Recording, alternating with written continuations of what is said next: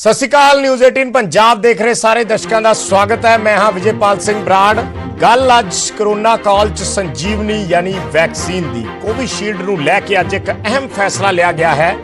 ਕੇਂਦਰੀ ਸਿਹਤ ਮੰਤਰੀ ਨੇ NTAGI ਦੀਆਂ ਸਿਫਾਰਿਸ਼ਾਂ ਨੂੰ ਮਨਜ਼ੂਰੀ ਦੇ ਦਿੱਤੀ ਹੈ, ਜਿਸ ਦੇ ਮੁਤਾਬਕ ਹੁਣ ਕੋਵਿਸ਼ੀਲਡ ਦੀ ਦੂਸਰੀ ਡੋਜ਼ ਦਾ ਗੈਪ ਵੱਧ ਗਿਆ ਹੈ, ਯਾਨੀ ਦੂਸਰੀ ਡੋਜ਼ ਹੁਣ 12 ਤੋਂ ਲੈ ਕੇ 16 ਹਫ਼ਤਿਆਂ ਦੇ ਅੰਤਰ ਤੇ ਲੱਗੇਗੀ, ਜਦੋਂ ਕਿ ਪਹਿਲਾਂ ਜਿਹੜਾ ਦੂਸਰਾ ਟੀਕਾ ਸੀ ਉਹ 6 ਤੋਂ 8 ਹਫ਼ਤਿਆਂ ਦੇ ਅੰਤਰਾਲ ਤੋਂ ਲੱਗਦਾ ਸੀਗਾ। ਹੁਣ ਇੱਥੇ ਇਹ ਵੀ ਦੱਸਣਾ ਅਹਿਮ ਹੈ ਕਿ ਪੂਰੇ ਦੇਸ਼ 'ਚ 85% ਡੋਜ਼ ਜਿਹੜੀ ਹੈ ਉਹ ਕੋਵਿਸ਼ੀਲਡ ਦੇ ਹੀ ਲੱਗ ਰਹੀ ਹੈ। ਬਹੁਤ ਲੋਕ ਐਸੇ ਨੇ ਜਿਨ੍ਹਾਂ ਨੂੰ ਇੱਕ ਡੋਜ਼ ਹਾਲੇ ਲੱਗੀ ਹੋਈ ਹੈ, ਜਿਨ੍ਹਾਂ ਨੇ ਦੂਸਰੀ ਡੋਜ਼ ਲਵਾਉਣੀ ਹੈ, ਤੇ ਉਸ ਦੇ ਵਿੱਚ ਇਹ ਅੱਜ ਅਹਿਮ ਫੈਸਲਾ ਓਬਵੀਅਸਲੀ ਇੱਕ ਰਿਸਰਚ ਦੇ ਆਧਾਰ ਤੇ ਆਇਆ ਹੈ, ਕਿਉਂਕਿ ਇਹ ਪਹਿਲੀ ਵਾਰ ਇਹ ਜਿਹੜੀ ਬਿਮਾਰੀ ਹੈ ਇਹ ਪਹਿਲੀ ਵਾਰ ਆਈ ਹੈ ਦੇਸ਼ ਦੇ ਵਿੱਚ, ਔਰ ਇਸ ਨੂੰ ਲੈ ਕੇ ਆਏ ਦਿਨ ਨਵੀਂ ਜਿਹੜੀ ਰਿਸਰਚ ਹੈ ਉਹ ਸਾਹਮਣੇ ਆਉਂਦੀ ਰਹਿੰਦੀ ਹੈ। ਸੋ ਉਸੇ ਤਰੀਕੇ ਨਾਲ ਜਦੋਂ ਵੈਕਸੀਨ ਇੰਡੀਆ ਨੇ ਲਾਂਚ ਕੀਤੀ ਹੈ ਤਾਂ ਉਸ ਦੇ ਉੱਪਰ ਵੀ ਵੱਖੋ ਵੱਖਰੀ ਟਾਈਮ ਟੂ ਟਾਈਮ ਰਿਸਰਚ ਸਾਹਮਣੇ ਆ ਰਹੀ ਹੈ, ਔਰ ਰਿਸਰਚ ਦੇ ਆਧਾਰ ਤੇ ਹੀ ਸਰਕਾਰ ਨੇ ਇਹ ਫੈਸਲਾ ਲਿਆ ਕਿ ਦੂਸਰੀ ਜਿਹੜੀ ਡੋਜ਼ ਹੈ ਉਹ 12 ਤੋਂ 16 ਹਫ਼ਤਿਆਂ ਦੇ ਅੰਤਰਾਲ ਤੇ ਹੁਣ ਅੱਗੇ ਲੱਗੇਗੀ। ਕੋਵਿਸ਼ੀਲਡ ਵੈਕਸੀਨ ਜਿਨ੍ਹਾਂ ਨੇ ਲਗਵਾਈ ਹੋਈ ਹੈ, ਜਿਹੜੇ ਲੋਕ ਆਲਰੇਡੀ 2 ਡੋਜ਼ ਲਗਵਾ ਚੁੱਕੇ ਨੇ ਉਹਨਾਂ ਨੇ ਤਾਂ ਚਲੋ ਲਗਵਾ ਲੀਆਂ, ਪਰ ਹੋਰ ਜਿਨ੍ਹਾਂ ਨੇ ਹਲੇ ਲਗਵਾਉਣੀ ਹੈ ਜਾਂ ਹਲੇ ਜਿਨ੍ਹਾਂ ਦੇ ਪਹਿਲੀ ਡੋਜ਼ ਵੀ ਲੱਗਣੀ ਹੈ, ਉਸ ਤੋਂ ਬਾਅਦ ਦੂਸਰੀ ਡੋਜ਼ ਦਾ ਜਿਹੜਾ ਗੈਪ ਹੈ ਇਸ ਨੂੰ ਵਧਾ ਦਿੱਤਾ ਗਿਆ ਹੈ। ਇਸੇ ਤੇ ਅੱਜ ਅਸੀਂ ਗੱਲਬਾਤ ਕਰਾਂਗੇ। ਇਸ ਦੇ ਨਾਲ ਦੂਸਰਾ ਇਸ਼ੂ ਛੋਟੇ ਬੱਚਿਆਂ ਦੇ ਵੈਕਸੀਨ ਲਾਉਣ ਨੂੰ ਵੀ ਹੈ, ਕਿਉਂਕਿ ਉਸ ਟ੍ਰਾਇਲ ਨੂੰ ਵੀ ਮਨਜ਼ੂਰੀ ਦੇ ਦਿੱਤੀ ਗਈ ਹੈ ਸਰਕਾਰ ਵੱਲੋਂ। ਕੋਵੈਕਸੀਨ ਦਾ ਜਿਹੜਾ ਉਹ ਟ੍ਰਾਇਲ ਹੈ ਉਹ ਵੀ ਹੋਏਗਾ। ਸੋ ਉਸ ਬਾਰੇ ਇਹ ਕੁਝ ਸਵਾਲ ਨੇ ਸਾਡੇ ਕਿ ਦੂਸਰੀ ਡੋਜ਼ ਦੇ ਵਿੱਚ ਗੈਪ ਕਿੰਨਾ ਹੈ, ਕਿੰਨੀ ਦੇਰ ਤੱਕ ਵੈਕਸੀਨ ਦੀ ਡੋਜ਼ ਦਾ ਅਸਰ ਰਹਿੰਦਾ ਹੈ, ਕਿੰਨਾ ਬਿਮਾਰੀਆਂ 'ਚ ਵੈਕਸੀਨ ਜਿਹੜੀ ਹੈ ਉਹ ਨਹੀਂ ਲਗਵਾਉਣੀ ਚਾਹੀਦੀ, ਗਰਭਵਤੀ ਮਹਿਲਾਵਾਂ ਨੂੰ ਵੈਕਸੀਨ 'ਚ ਕੋਈ ਦਿੱਕਤ ਤਾਂ ਨਹੀਂ ਹੈ, ਬੱਚਿਆਂ ਨੂੰ ਜਿਹੜੀ ਹੈ ਕਰੋਨਾ ਦੀ ਵੈਕਸੀਨ ਕਦੋਂ ਮਿਲੇਗੀ। ਇਹ ਸਾਰੇ ਸਵਾਲ ਨੇ ਜਿਹੜੇ ਆਏ ਦਿਨ ਸਾਡੇ ਤੋਂ ਟੈਲੀਫੋਨ ਕਾਲਸ ਦੇ ਜ਼ਰੀਏ ਦਰਸ਼ਕ ਪੁੱਛਦੇ ਨੇ, ਉਹਨਾਂ ਦੀਆਂ ਕੁਐਰੀਜ਼ ਹੁੰਦੀਆਂ ਨੇ, ਉਹਨਾਂ ਦੇ ਕੁਝ ਸ਼ੰਕੇ ਖਦਸ਼ੇ ਹੁੰਦੇ ਨੇ, ਉਸ ਸਭ ਨੂੰ ਅਸੀਂ ਐਡਰੈਸ ਕਰਨ ਦੀ ਕੋਸ਼ਿਸ਼ ਕਰਦੇ ਹਾਂ ਆਪਣੇ ਖਾਸ ਸ਼ੋਅ ਦੇ ਵਿੱਚ। ਸੋ ਮਹਿਮਾਨ ਸਾਡੇ ਨਾਲ ਜੁੜਨਗੇ ਔਰ ਅੱਜ ਅਸੀਂ ਗੱਲਬਾਤ ਕਰਾਂਗੇ ਇਸੇ ਜਿਹੜਾ ਵੈਕਸੀਨ ਨੂੰ ਲੈ ਕੇ ਫੈਸਲਾ ਲਿਆ ਗਿਆ, ਵੈਕਸੀਨ ਡੋਜ਼ ਦੇ ਵਿੱਚ ਗੈਪ ਨੂੰ ਲੈ ਕੇ ਜੋ ਫੈਸਲਾ ਲਿਆ ਗਿਆ ਉਸ ਦੇ ਬਾਬਤ। 2 ਮਹਿਮਾਨ ਸਾਡੇ ਨਾਲ ਜੁੜੇ ਨੇ। ਡਾਕਟਰ ਪਿਆਰੇ ਲਾਲ ਗਰਗ ਸਾਡੇ ਨਾਲ ਪੰਜਾਬ ਤੋਂ ਜੁੜੇ ਨੇ, ਚੰਡੀਗੜ੍ਹ ਤੋਂ ਫਾਰਮਰ ਰਜਿਸਟਰਾਰ ਨੇ ਬਾਬਾ ਫਰੀਦ ਮੈਡੀਕਲ ਯੂਨੀਵਰਸਿਟੀ ਦੇ, ਔਰ ਦੂਸਰੇ ਸਾਡੇ ਨਾਲ ਮਹਿਮਾਨ ਜੁੜੇ ਨੇ NK Arora. Doctor NK Arora ਨੇ ਸੀਨੀਅਰ ਡਾਕਟਰ ਨੇ ਦਿੱਲੀ ਤੋਂ। Doctor NK Arora is heading operation research group, a part of national task force set up by ICMR Indian Clinical Research, ਔਰ ਨਾਲ ਹੀ ਐਡਵਾਈਜ਼ਰ ਨੇ ਉਹ ਨੈਸ਼ਨਲ AEFI ਕਮੇਟੀ ਦੇ। ਬਹੁਤ ਸਵਾਗਤ ਹੈ ਜੀ ਦੋਨੇ ਮਹਿਮਾਨਾਂ ਦਾ, doctor Arora and doctor Garg. ਜਿਸ ਤਰੀਕੇ ਨਾਲ ਮੈਂ ਇੰਟਰੋਡਕਸ਼ਨ ਦੇ ਵਿੱਚ ਬੋਲਿਆ ਹੈ, ਡਾਕਟਰ ਅਰੋੜਾ ਮੈਂ ਸ਼ੁਰੂਆਤ ਤੁਹਾਡੇ ਤੋਂ ਕਰਾਂਗਾ ਕਿ ਇਹ ਜਿਹੜਾ ਫੈਸਲਾ ਹੈ ਅੱਜ ਲਿਆ ਗਿਆ ਹੈ, ਕੁਝ ਦੇਰ ਪਹਿਲਾਂ ਜਿਹੜੀ ਇਹ ਖਬਰ ਆਈ ਹੈ ਕਿ ਜਿਹੜੀ ਕੋਵਿਸ਼ੀਲਡ ਵੈਕਸੀਨ ਹੈ ਉਸ ਦੇ ਵਿੱਚ ਗੈਪ ਵਧਾ ਦਿੱਤਾ ਗਿਆ ਹੈ, ਯਾਨੀ ਦੂਸਰੀ ਡੋਜ਼ ਜਿਹੜੀ ਸੀ ਜਿਹੜੀ ਲੋਕ 4 ਹਫ਼ਤੇ ਬਾਅਦ ਵੀ ਲੈ ਲੈਂਦੇ ਸੀ ਕਈ, ਫਿਰ ਹੌਲੀ 6 ਹਫ਼ਤੇ ਤੇ ਆ ਗਿਆ, 6 ਤੋਂ 8 ਹਫ਼ਤੇ ਤੇ ਆ ਗਿਆ, ਔਰ ਹੁਣ 12 ਤੋਂ 16 ਹਫ਼ਤੇ। ਇਹ ਫੈਸਲਾ ਕਿਉਂ ਲਿਆ ਗਿਆ ਸਰ? ਕਿਸ ਰਿਸਰਚ ਦੇ ਆਧਾਰ ਤੇ ਹੈ, ਕੀ ਵਜ੍ਹਾ ਕੀ ਹੈ? ਥੋੜਾ डिटेल दे विच जानना चाहांगे थोड़े। विजय जी धन्यवाद मुझे आमंत्रित करने के लिए। पहला मैं ये बताना चाहूंगा कि जब जनवरी में ये कार्यक्रम शुरू हुआ था तो उस समय हम लोगों ने इसको 4 हफ्ते रखा था, क्योंकि भारत में जो ब्रिजिंग ट्रायल था उसमें 4 हफ्ते रखा गया था और उसके हिसाब से इसको ठीक पाया गया था जी। लेकिन फरवरी के 3-4 हफ्ते में WHO ने कहा जी अगर इसका इंटरवल 8 से 12 हफ्ते करा जाए तो इसकी जो इफेक्टिवनेस है, प्रभावी प्रभाव है, कोरोना से बचाने का प्रभाव है, वो बेहतर रहता है। तो हमने सारा एविडेंस रिव्यू किया और उस समय इसको 8 हफ्ते करा गया। अब सबसे पहले यूके यूनाइटेड किंगडम ने इसको 12 हफ्ते के तौर पर दिसंबर में टीका लगाना शुरू किया था, 31 दिसंबर से, और साथ ही साथ फाइजर की वैक्सीन को भी 3 महीने के उससे लगाया। तो मार्च के एंड तक 3 महीने हो गए थे, तो 25 अप्रैल के आसपास पब्लिकेशंस आने शुरू हुए और उसमें ये आया कि अगर हम 3 महीने का वक्फा देते हैं, गैप देते हैं 2 वैक्सीन की डोजेज में कोविशील्ड की, तो बचाव जो है 65% से 88% रहता है। तो हमने देखा कि ये बचाव अच्छा बना रहता है, और अगर हम इंटरवल इंक्रीज कर देते हैं तो इसी वैज्ञानिक साक्ष्यों के आधार पर हमारी जो मीटिंग आज हुई और कल हुई थी और परसों, पिछले 3 दिन से लगातार मीटिंग चल रही है, 10, 11 और 12 को, तो उस बेसिस पे जो है ये निर्णय किया है, और स्वास्थ्य मंत्रालय ने ये स्वीकार कर लिया है कि अब कोविशील्ड की दूसरी डोज 12 से 16 हफ्ते के बीच में दी जाएगी। तो यानी डॉक्टर साहब, जिनको एक डोज लग चुकी है कोविशील्ड की और जो इंतजार कर रहे हैं कि 6 हफ्ते बाद हम दूसरी डोज लगवाएंगे, उनको 6 हफ्ते बाद अब नहीं लगेगी दूसरी डोज, अब 12 हफ्ते के बाद ही लगेगी। बिल्कुल, आज जिसको आज पहली डोज लगे या पिछले महीना 2 महीने में अगर किसी को वैक्सीन मिली हुई है, तो वो कुल मिलाकर के 3 महीने, 3 और 4 महीने के, इसको मोटा मोटा इस तरीके से देखा जाए कि 3 और 4 महीने के बीच में दूसरी डोज मिलेगी। तो सर, इसका मतलब ये समझा जाए कि जिसने एक डोज लगा रखी है उसको भी अब मतलब वो कोई दिक्कत नहीं है, अगर कोरोना पॉजिटिव हो भी जाए तो उसमें एंटीबॉडीज लंबे समय तक रहेंगी। यही वजह है, इसीलिए गैप ज्यादा दिया गया है। बिल्कुल, कि जब एक डोज लग जाती है कोविशील्ड की तो उसके बाद एंटीबॉडी लंबे समय तक रहती है, और अगर 2 डोजेस के बीच में इंटरवल बढ़ा दिया जाए तो दूसरी डोज के बाद एंटीबॉडी और भी बेहतर प्रोड्यूस होती है। ये वैज्ञानिक साक्ष्य आया है सामने। और दूसरी डोज के बाद कितनी देर तक सर इसका रहता है असर? तो अभी पूरा अच्छी तरीके से तो नहीं, लेकिन मॉडलिंग एक्सरसाइज से लगता है करीब 6 महीने और 12 महीने के बीच तक ये बचाव बना रहता है। ठीक है, ठीक है। ਸਾਡੇ ਨਾਲ ਡਾਕਟਰ ਪਿਆਰੇ ਲਾਲ ਗਰਗ ਵੀ ਜੁੜੇ ਹੋਏ ਨੇ।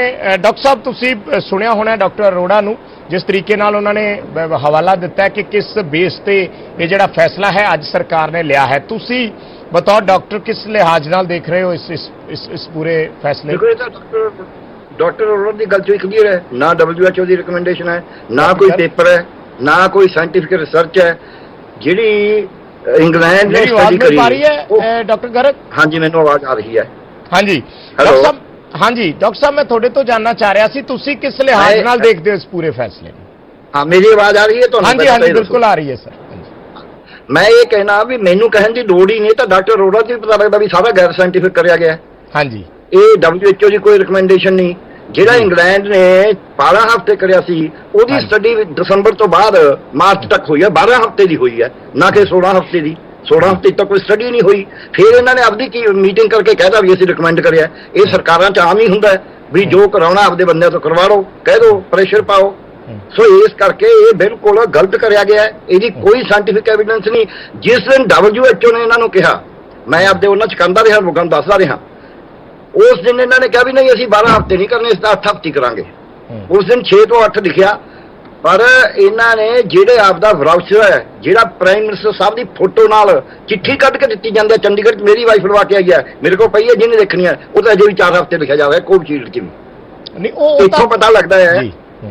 ਨਹੀਂ, ਤੁਸੀਂ ਇਹ ਵਿਜੇ ਜੀ ਕੀ ਗੱਲ ਕਰਦੇ ਆ? ਅਸੀਂ ਇਹ ਤੁਸੀਂ 1 ਕਰੋੜ ਦੇ 100 ਕਰੋੜ ਦੇ ਕਰੀਬ ਲੋਕਾਂ ਨੂੰ ਟੀਕਾ ਲਾਣਾ ਹੈ, ਹਾਂਜੀ, ਉਹਦੇ ਵਿੱਚੋਂ ਤੁਸੀਂ ਮਤਲਬ ਤੁਹਾਡਾ ਜਿਹੜਾ ਚਿੱਠੀ ਹੈ ਜਿਹਦੇ ਵਿੱਚ ਤੁਸੀਂ ਸਰਟੀਫਿਕੇਟ ਦਿੰਦੇ ਹੋ, ਉਹਨੂੰ ਲਿਖ ਦਿਓ ਡੇਟ ਵੀ 4 ਹਫ਼ਤੇ ਤੋਂ ਲੈ ਕੇ 6 ਹਫ਼ਤੇ ਦੇ ਵਿੱਚ ਉਹ ਡੇਟ ਦਿੰਦੇ ਨੇ ਵੀ ਇਹਦੇ ਵਿੱਚ ਆ ਕੇ ਲਵਾ ਲਿਓ। ਇਹਦਾ ਮਤਲਬ 4 ਹਫ਼ਤੇ, ਉਹ 6 ਤੋਂ 8 ਤਾਂ ਨਹੀਂ ਨਾ ਬਣਿਆ ਅਜੇ ਤੱਕ। ਮੈਂ ਜਿਹੜੀ ਗੱਲ ਕਹਿਣਾ ਵੀ ਐਡੀ ਵੱਡੀ ਤੁਹਾਡੀ ਐਕਸਰਸਾਈਜ਼ ਹੈ, ਇੱਕ ਚਿੱਠੀ ਤਾਂ ਤੁਸੀਂ ਠੀਕ ਨਹੀਂ ਕਰ ਸਕਦੇ। ਤੁਸੀਂ ਕਿੱਥੋਂ ਤੁਸੀਂ ਲੋਕਾਂ ਦੀ ਜਾਨ ਜੋਖਮ 'ਚ ਪਾ ਰਹੇ ਹੋ। ਮੈਂ ਇਹ ਕਹਿਣਾ ਚਾਹ ਰਿਹਾ ਇਹਦੇ ਡਾਕਟਰ ਰਿਸਪੌਂਸਿਬਿਲਿਟੀ ਦੇ ਨਾਲ ਵੀ ਤੁਹਾਤੋਂ ਆਪਦੀ ਚਿੱਠੀ ਨਹੀਂ ਠੀਕ ਹੁੰਦੀ। ਲੋਕ, ਮੇਰੀ ਵਾਈਫ ਮੈਨੂੰ ਰੋਜ਼ ਪੁੱਛਦੀ ਹੈ, ਕਹਿੰਦੇ ਉਹਨਾਂ ਨੇ ਤਾਂ 4 ਹਫ਼ਤੇ ਲਿਖਿਆ, ਤੁਸੀਂ 6 ਹਫ਼ਤੇ ਬਲਕਿ 8 ਹਫ਼ਤੇ ਕਹੀ ਜਾਂਦੇ ਹੋ। ਤੁਸੀਂ ਕੀ ਕਰੋ? ਮੈਂ ਡਾਕਟਰ ਹਾਂ, ਮੇਰੀ ਵਾਈਫ ਤਾਂ ਇਕੋਨੋਮਿਸਟ ਹੈ, ਪਰ ਉਹਨੂੰ ਸ਼ੰਕਾ ਹੈ। ਮੇਰੀ ਬੇਟੀ ਹੈ ਜਿਹੜੀ ਉਹ ਕੰਪਿਊਟਰ ਇੰਜੀਨੀਅਰ ਹੈ, ਉਹਨੂੰ ਸ਼ੰਕਾ ਵੀ ਮੈਂ ਲਵਾਵਾਂ ਨਾ ਲਵਾਵਾਂ, ਕਦ ਲਵਾਵਾਂ।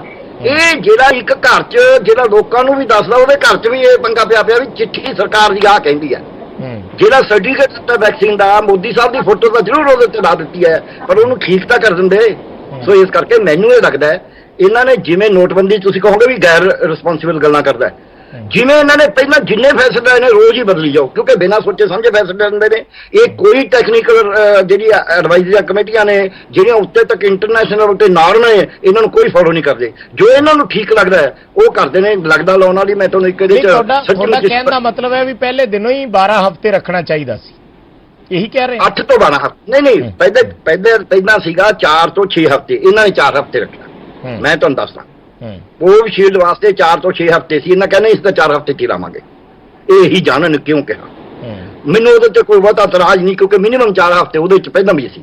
ਫਿਰ ਸਟੱਡੀਜ਼ ਆਈਆਂ, ਇੱਕ ਨਹੀਂ ਆਈ, ਮਲਟੀਪਲ ਸਟੱਡੀਜ਼ ਆਈਆਂ ਕਿ ਜਿਹੜੀ ਇਹਦੀ ਬੂਸਟਿੰਗ ਕਰਨੀ ਹੈ, ਜੇ ਆਪਾਂ ਉਸ ਨੂੰ 6 ਤੋਂ 12 ਹਫ਼ਤੇ ਦੇ ਵਿੱਚ ਟਾਈਮ ਵਧਾਵਾਂਗੇ ਤਾਂ ਉਹਦੇ ਨਾਲ ਬੂਸਟਿੰਗ ਨਹੀਂ ਜ਼ਿਆਦਾ ਹੁੰਦੀ, ਉਹਦੀ ਇਫੈਕਟਿਵਿਟੀ ਜ਼ਿਆਦਾ ਹੁੰਦੀ ਹੈ। ਠੀਕ ਹੈ। ਜੇ ਆਪਾਂ 4 ਹਫ਼ਤੇ ਤੇ ਲਾਉਣੇ ਆ 59% ਅਸਰ ਕਰਦਾ ਹੈ, ਜੇ ਆਪਾਂ 8 ਹਫ਼ਤੇ ਤੇ 12 ਹਫ਼ਤੇ ਤੇ ਲਾਉਣੇ ਆ ਤਾਂ 88% ਅਸਰ ਕਰਦਾ ਹੈ। ਇਹ ਸਟੱਡੀਜ਼ ਹੋ ਗਈਆਂ। ਸੋ ਉਦੋਂ ਇਹਨਾਂ ਨੇ ਫੈਸਲਾ ਲੈ ਲਿਆ ਵੀ ਆਪਾਂ 6 ਤੋਂ 8 ਹਫ਼ਤੇ ਕਰਾਂਗੇ। WHO ਨੇ ਕਿਹਾ 12 ਹਫ਼ਤੇ ਕਰ ਦੋ, ਇਹਨਾਂ ਕਹਿੰਦੇ ਨਹੀਂ ਅਸੀਂ ਤਾਂ 6 ਤੋਂ 8 ਕਰਾਂਗੇ। ਠੀਕ ਆ, ਕੋਈ ਗੱਲ ਨਹੀਂ, ਕਿਉਂਕਿ 6 ਤੋਂ 12 ਹਫ਼ਤੇ ਦੇ ਵਿੱਚ ਜੇ 8 ਵੀ ਕਰਤਾ ਮੈਨੂੰ ਕੋਈ ਇਤਰਾਜ਼ ਨਹੀਂ ਆਇਆ ਐਨ ਐਕਸਪਰਟ ਵੀ ਕੋਈ ਗੱਲ ਨਹੀਂ, 6 ਤੋਂ 8 ਕਰਤਾ ਤਾਂ ਵੀ ਕੋਈ ਗੱਲ ਨਹੀਂ। ਐਡੀ ਵੱਡੀ ਹਰੇਕ ਗੱਲ ਦੇ ਤਾਂ ਪਰ ਰੌਲਾ ਨਹੀਂ ਪਾਉਣਾ ਹੁੰਦਾ, ਨਿੱਕੀ ਨਿੱਕੀ ਗੱਲ ਤੇ ਕਿਸੇ ਨੇ ਤਾਂ ਫੈਸਲਾ ਲੈਣਾ ਹੀ ਹੈ। ਉਹ ਪਰ ਜਿਹੜੀ ਉਹਦੀ ਜਦ ਉਹਨਾਂ ਨੇ 6 ਤੋਂ 8 ਹਫ਼ਤੇ ਕਰ ਲਿਆ ਇੰਨੀ ਦੇਰ ਪਹਿਲਾਂ, ਉਹਦੇ ਵਿੱਚ ਜਿਹੜਾ ਸਰਟੀਫਿਕੇਟ ਉਹ ਚ ਡੇਟ ਹਰੇਕ ਮਰੀਜ਼ ਨੂੰ ਮਿਲਣਾ ਉਹ ਵੀ ਤੂੰ ਕਿਹੜੀ ਡੇਟ ਨੂੰ ਆਉਣਾ ਵਾਪਸ ਦੁਬਾਰਾ, ਉਹਦੇ ਵਿੱਚ 4 ਹਫ਼ਤੇ ਲਿਖਿਆ ਹੋਇਆ। ਇਹ ਤੋਂ ਇਹ ਪਤਾ ਲੱਗਦਾ ਵੀ ਬਿਨਾਂ ਸੋਚੇ ਸਮਝੇ, ਬਿਨਾਂ ਕੋਆਰਡੀਨੇਸ਼ਨ ਦੇ ਫੈਸਲੇ। ਪਹਿਲਾਂ ਮੈਂ ਇਹ ਤਾਂ ਸਬੂਤ ਦੇ ਰਿਹਾ ਵੀ ਉਹ ਕਿਉਂ ਨਹੀਂ ਬਦਲਿਆ, ਇਹਦਾ ਮਤਲਬ ਬਦਲ ਹੀ ਨਹੀਂ ਕਰਦੇ। ਇਹ ਕਹਿੰਦੇ ਲੋਕ ਬੇਵਕੂਫ ਨੇ, ਜੋ ਮਰਜ਼ੀ ਕਰਾ ਲਓ। ਹੁਣ ਜਿਹੜੀ ਅਰੋੜਾ ਸਾਹਿਬ ਨੇ ਕਹੀ ਹੈ ਬੜੀ ਸੋਹਣੇ ਸ਼ਬਦਾਂ ਚ ਕਹੀ ਹੈ, ਪਰ ਤੁਸੀਂ ਵੀ ਸੁਣਿਆ, ਮੈਂ ਵੀ ਸੁਣਿਆ, ਜਨਤਾ ਨੇ ਵੀ ਸੁਣਿਆ। ਪਹਿਲੀ ਗੱਲ ਕੀ ਕਿਹਾ, ਹਮ ਮਿਲੇ। ਪਹਿਲਾਂ ਕਿਹਾ ਕਿ WHO ਨੇ ਸਾਨੂੰ ਕਿਹਾ ਸੀ 12 ਹਫ਼ਤੇ, ਪਰ ਅਸੀਂ 6 ਤੋਂ 8 ਹਫ਼ਤੇ ਕਰਿਆ। ਹੁਣ ਕਿਹਾ ਹਮ ਮਿਲੇ, हमने फैसला किया। ਹੁਣ ਕਿਹਾ ਕਿ ਇੰਗਲੈਂਡ ਦੀ ਸਟੱਡੀ ਆਈ ਹੈ, ਉਹ ਕੀ ਆਈ ਹੈ ਕਿ ਉਹਨਾਂ ਨੇ 12 ਹਫ਼ਤੇ ਕਰਿਆ ਸੀ, ਦਸੰਬਰ ਤੱਕ ਉਹਨਾਂ ਦੇ 12 ਹਫ਼ਤੇ ਹੋਏ, ਉਸ ਤੋਂ ਬਾਅਦ 3 ਮਹੀਨੇ ਲੱਗ ਕੇ ਮਾਰਚ ਤੱਕ ਉਹਦੀ ਸਟੱਡੀ ਹੋਈ। ਇਹ ਦੇਖਿਆ ਗਿਆ ਵੀ 12 ਹਫ਼ਤੇ ਨਾਲ 88% ਇਮਿਊਨਿਟੀ ਹੋ ਗਈ, ਇਫੈਕਟਿਵਿਟੀ ਹੋ ਗਈ। ਤੇ ਫਿਰ ਇਹਦਾ ਮਤਲਬ 12 ਹਫ਼ਤੇ ਤੋਂ ਬਾਅਦ ਦੀ ਤਾਂ ਕੋਈ ਸਟੱਡੀ ਨਹੀਂ ਨਾ। ਇਹ 12 ਹਫ਼ਤੇ ਵਾਲੀ ਸਟੱਡੀ, ਹਾਲਾਂਕਿ ਉਹ ਕੋਟ ਕਰ ਰਹੇ ਨੇ, ਮੰਨ ਲਿਆ, ਉਹ WHO ਨੇ ਜੇ ਅਪਰੂਵ ਨਹੀਂ ਕਰਿਆ ਉਸ ਤੋਂ ਬਾਅਦ ਦਾ 12 ਹਫ਼ਤੇ ਤੱਕ ਉਹਨਾਂ ਨੇ ਪਹਿਲਾਂ ਹੀ ਕਰਿਆ ਹੋਇਆ ਸੀ। ਹੁਣ ਮੈਂ ਇਹ ਸਵਾਲ ਹੈ ਮੇਰਾ ਵੱਡਾ, ਇਹਨਾਂ ਐਕਸਪਰਟ ਸਾਰਿਆਂ ਦੇ ਉੱਤੇ ਵੱਡਾ ਸਵਾਲ ਹੈ ਵੀ ਤੁਸੀਂ ਐਕਸਪਰਟ ਹੋ, ਤੁਸੀਂ ਹਰ ਚੀਜ਼ ਹਿਊਮਨ ਬੋਡੀ ਨੂੰ ਡੀਲ ਕਰਦਾ। ਇਹ ਪਹਿਲੇ ਲੋਕਾਂ ਨੂੰ ਬਥੇਰੇ ਸਾਈਡ ਇਫੈਕਟ ਹੋ ਰਹੇ ਨੇ, ਪਹਿਲੇ ਅਸੀਂ ਲੋਕ, ਸਾਡੇ ਵਰਗੇ ਲੋਕ ਨੇ ਜਿਹੜੇ ਇਸ ਪ੍ਰੋਪੇਗੈਂਡਾ ਨੂੰ ਕਾਊਂਟਰ ਕਰਨ ਤੇ ਸਾਡਾ ਦਿਮਾਗ ਖਰਾਬ ਹੋ ਜਾਂਦਾ ਹੈ ਵੀ ਨਹੀਂ ਯਾਰ ਟੀਕਾ ਲਵਾ ਲਓ, ਟੀਕਾ ਤੁਹਾਨੂੰ ਨਹੀਂ ਖਰਾਬ ਕਰੇਗਾ, ਮਾੜੇ ਮੋਟੇ ਸਾਈਡ ਇਫੈਕਟ ਹੁੰਦੇ ਨੇ, ਠੀਕ ਹੋ ਜਾਂਦੇ ਨੇ, ਇਹ ਜ਼ਰੂਰੀ ਹੈ। ਲੋਕ ਤਾਂ ਪ੍ਰਚਾਰ, ਤੁਹਾਨੂੰ ਵੀ ਪਤਾ ਵੀ ਧੂਆਂ ਧਾਰ ਹੋ ਰਿਹਾ ਹੈ, ਔਰ ਇਹ ਬੀਜੇਪੀ ਦੇ ਬੰਦਾ ਵੱਲੋਂ ਹੀ ਹੋ ਰਿਹਾ ਹੈ ਵੀ ਟੀਕਾ ਨਾ ਲਵਾਓ ਤੁਹਾਡੇ ਜੀਨ ਬਦਲ ਦੇਗਾ ਤੁਹਾਨੂੰ। ਔਰ ਪੰਜਾਬ ਦੇ ਵਿੱਚ ਇੰਨਾ ਬੁਰਾ ਹਾਲ ਹੈ ਵੀ ਇਹ ਸਿੱਖਾਂ ਦੇ ਜੀਨ ਬਦਲ ਦੇਗਾ। ਅਸੀਂ ਸੱਚੀ ਮੁੱਚੀ, ਮੇਰੇ ਤੋਂ ਪਤਾ ਨਹੀਂ ਕਿੰਨੇ 2 ਘੰਟੇ ਦੀ ਮੈਨੂੰ ਇੰਟਰਵਿਊ ਕੁਐਸਚਨ ਆਨਸਰ ਚੱਲੀ ਹੈ, ਉਹਨਾਂ ਨੇ ਪ੍ਰਾਈਮ ਮਿਨਿਸਟਰ ਨੇ ਇੰਟਰਵਿਊ ਲਈ ਹੈ। ਚਲੋ ਉਸ ਤੇ ਆਪਾਂ ਧਿਆਨ ਨਹੀਂ ਦੇਣਾ ਸਰ, ਉਹ ਕੋਈ ਵੀ ਕਹੀ ਜਾਵੇ, ਆਪਾਂ ਨੂੰ ਤਾਂ ਟੈਕਨੀਕਲ ਚੀਜ਼ਾਂ ਦਾ ਪਤਾ ਹੀ ਹੈ ਨਾ। ਮੈਂ ਜਿਹੜੀ ਗੱਲ ਕਹਿਣਾ ਵੀ ਜਿਹੜੇ ਇਹਨਾਂ ਨੇ 12 ਹਫ਼ਤੇ ਕਰੇ ਨੇ, 12 ਤੋਂ 16 ਹਫ਼ਤੇ ਕਰੇ ਨੇ, ਧਿਆਨ ਇਸ ਕਰਕੇ ਦੇਣਾ ਜ਼ਰੂਰੀ ਹੈ ਇਸ ਗੱਲ ਦੇ ਉੱਤੇ ਕਿ ਲੋਕਾਂ ਨੂੰ ਕਨਫਿਊਜ਼ਨ ਹੈ। ਮੈਂ ਇਸ ਗੱਲ ਤੇ ਕਨਫਿਊਜ਼ਨ ਦੇ ਠੀਕ ਹੈ, ਮੈਂ ਸਮਝ ਗਿਆ ਤੁਹਾਡਾ ਪੁਆਇੰਟ। 12 ਹਫ਼ਤੇ ਤੋਂ 16 ਹਫ਼ਤੇ ਕਰਨਾ, ਹੁਣ ਤੁਸੀਂ ਸਵਾਲ ਕਰ ਲਿਓ, 12 ਹਫ਼ਤੇ ਤੋਂ 16 ਹਫ਼ਤੇ ਕਰਨਾ ਲੋਕਾਂ ਦੀ ਸਿਹਤ ਨਾਲ ਖਿਲਵਾੜ ਹੈ। ਡਾਕਟਰ ਅਰੋੜਾ, ਤੁਸੀਂ ਸੁਣੀ ਹੋਣੀ ਹੈ ਗੱਲ ਡਾਕਟਰ ਗਰਗ ਦੀ ਕਿ ਇਹ ਜਿਹੜੇ ਇਹਨਾਂ ਨੇ WHO ਦਾ ਹਵਾਲਾ ਦਿੱਤਾ ਜਾਂ ਇਹ ਕਹਿ ਰਹੇ ਨੇ ਵੀ ਹੁਣ ਅਚਾਨਕ, ਪਹਿਲਾਂ ਸਰਕਾਰਾਂ ਨੇ ਫੈਸਲੇ ਨਹੀਂ ਲਏ, ਹੁਣ ਅਚਾਨਕ ਫੈਸਲੇ ਲਏ ਗਏ ਨੇ, ਲੋਕਾਂ 'ਚ ਕਨਫਿਊਜ਼ਨ ਪੈਦਾ ਕਰਦਾ ਹੈ। विजय जी, आपकी आवाज नहीं सुनाई दी मेरे को। ਹੁਣ ਆ ਰਹੀ ਹੈ ਸਰ ਮੇਰੀ ਆਵਾਜ਼? अब आ रही है। ਹਾਂ, ਮੈਂ ਸਰ ਇਹ ਪੁੱਛ ਰਿਹਾ ਸੀ, ਜਿਹੜੀ ਗੱਲ ਡਾਕਟਰ ਗਰਗ ਕਰ ਰਹੇ ਨੇ ਕਿ ਇੱਕ ਤੇ ਜਿਹੜਾ ਸਰਟੀਫਿਕੇਟ ਦਿੱਤਾ ਜਾਂਦਾ ਹੈ, ਜਿਹੜੇ ਲੋਕ ਵੈਕਸੀਨ ਅੱਜ ਵੀ ਲਗਵਾ ਰਹੇ ਨੇ ਉਹਨਾਂ ਨੂੰ ਵੀ ਜਿਹੜਾ ਸਰਟੀਫਿਕੇਟ ਦਿੱਤਾ ਜਾਂਦਾ ਹੈ, ਉਹਦੇ 'ਚ ਅੱਜ ਵੀ ਡੇਟ ਜਿਹੜੀ ਹੈ ਉਹ 4 ਹਫ਼ਤੇ ਦੀ ਹੈ। ਉਹਦੇ ਤੇ ਲਿਖਿਆ ਹੋਇਆ ਕਿ ਇਸ ਤਰੀਕ ਤੋਂ ਇਸ ਤਰੀਕ ਤੱਕ, ਉਹ ਡੇਟ ਚੇਂਜ ਹੀ ਨਹੀਂ ਹੋਈ। ਔਰ ਦੂਸਰੀ ਗੱਲ ਜਿਹੜੀ ਇਹ ਡਾਕਟਰ ਗਰਗ ਕਹਿ ਰਹੇ ਨੇ ਵੀ ਪਹਿਲਾਂ ਤੋਂ ਹੀ ਇਹ ਰਿਕਮੈਂਡੇਸ਼ਨ ਸੀਗੀ ਕਿ 12 ਹਫ਼ਤੇ ਆ, ਉਸ ਵੇਲੇ ਆਪਣੀ ਮਿਨਿਸਟਰੀ ਨੇ ਇਹ ਚੀਜ਼ ਮਨਜ਼ੂਰ ਨਹੀਂ ਕੀਤੀ, ਹੁਣ ਜਾ ਕੇ ਕਿਉਂ ਕੀਤੀ गई है? हाँ जी, असल में डॉक्टर गर्ग बहुत अच्छा सवाल पूछ रहे हैं और जो मन में इनके शंका है मैं कोशिश करूंगा उसका निवारण कर सकूं। जी सर। जी, पहली बात ये कि जो पहला डिसीजन 4 हफ्ते का था वो हमने अपने भारतीय डेटा के बेसिस पे, इंडियन डेटा के बेसिस पे किया। नंबर 2, जब WHO और सेज की रिकमेंडेशन आई।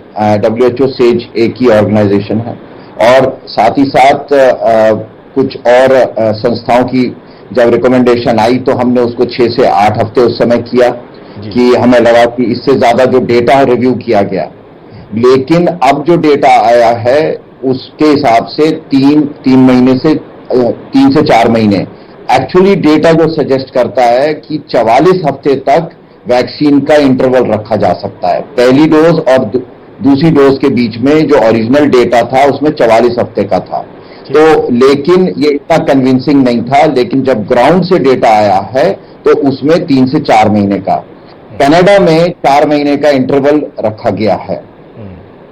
तो कनाडा वाला जो कंपोनेंट है वो 3 से 4 महीने का उन्होंने इंटरवल रखा है। यूके वालों ने 3 महीने का रखा है। बाकी यूरोपियन कंट्रीज में एस्ट्राजेनिका या कोविशील्ड यूज नहीं हो रही है।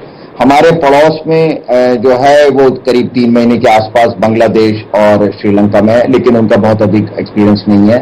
और ब्राजील और साउथ अमेरिका में जो है वहां भी 3 और 4 महीने के बीच का इंटरवल रखा गया है। तो इन सब बातों को देखते हुए हम लोगों ने अपने देश के लिए भी 3 से 4 महीने का इंटरवल के लिए बोला है।